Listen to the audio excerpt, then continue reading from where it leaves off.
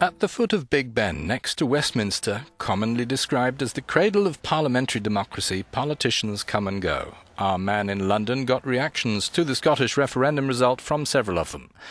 Former UK Defence Secretary and Conservative MP Liam Fox was personally active in the Westminster Party's efforts to convince Scots to vote against independence. That's good. Well, it's a Scotland which has shown itself to be very involved democratically, and that's always a very healthy thing.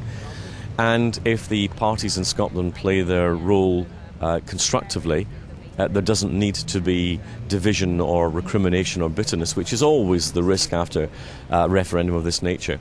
But I have to say, despite all the reports, when I was in Glasgow yesterday, I wasn't finding that level of bitterness or hostility. There's no point having Nigel Farage, the leader of the UK Independence Party, which won the European elections ahead of the Tories and Labour in spring, lambasts the ruling Conservatives for what he suggests is preferential unfair treatment. Mr Cameron himself will be very relieved this morning that the union's been maintained, but my goodness me, he's in a hell of a flap over England. And we've had a couple of years talking about Scotland, but today we're talking about England, and the English have been very quiet and very well behaved, but frankly treated appallingly over the whole devolution question for the last 18 years.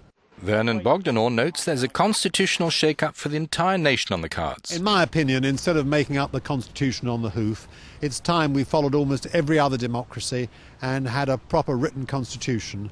And perhaps 2015, which is the 800th anniversary of Magna Carta, would be a good time to start.